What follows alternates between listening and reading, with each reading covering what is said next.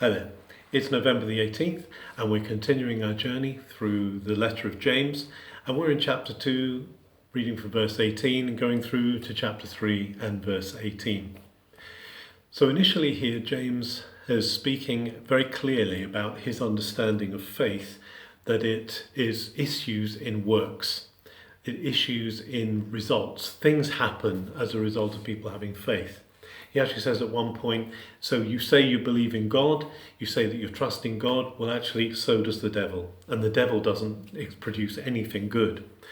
But he then goes controversially to something that Paul has been talking about as being the fountain of faith, and that is Abraham's example.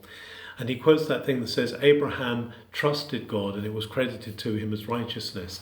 But look, says James, Abraham actually evidences his faith by being willing to trust God with his own son, by being willing to put his own son on the altar and prepared to sacrifice him for the Lord.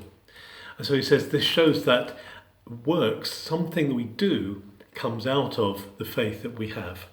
James isn't saying that faith is that works is what justifies us, works is what makes us right with God, but he's saying that faith issues in works. And he says, show me your works, your faith without works, and I will show you works with faith.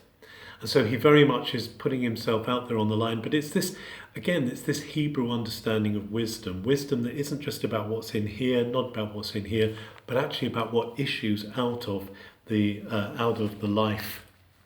And he then goes on in chapter 3 to talk about the tongue and the power of speech. He says initially in chapter 3, he says, if any of you want to be teachers, look out, because teachers, those who take on the role of teaching, are actually going to receive a harsher analysis because they're busy telling others what they should do. There's something about teaching that's very responsible, it carries a huge responsibility.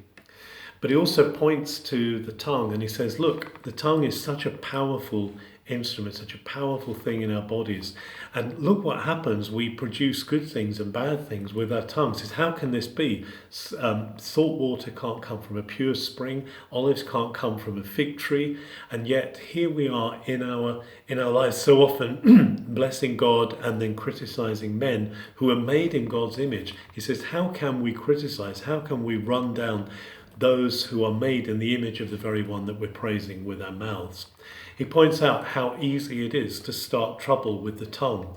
The tongue, he says, like the bit in a horse's mouth, that tiny piece of metal that turns the whole horse, excuse me, the tiny rudder that turns a great ship on the sea. Says the tongue is like that. It has the power to do great things, but it has the power to do terrible things as well.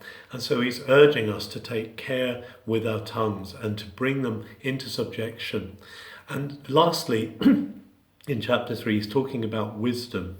And he says that so often we speak thinking that we're speaking out of wisdom, but actually it's that wisdom, that Sophia, that Greek stuff that actually is all about head knowledge, and thinking that if we have the head knowledge, we've actually got wisdom. Whereas what James is talking about is this Hebrew concept, the Hebrew word chachmah. He's talking about the wisdom that comes from heaven, heaven's wisdom, which is peaceable, gentle, full of mercy. It actually acts out the reality of wisdom. It's wise because of its actions.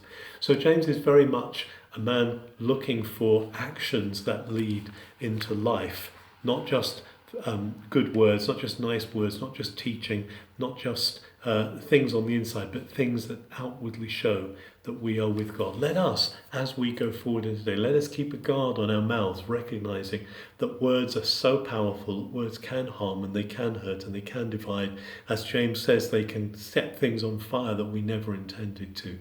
But let's also see that fount of wisdom. Let's also make sure that our faith is issuing in results that come out, that demonstrate that heavenly wisdom that is peaceable, gentle, righteous, full of mercy in our lives today, so that we can know that we are acting in tune, in harmony, in symphony with God and with his wisdom, his heavenly wisdom. Have a very good November 18th.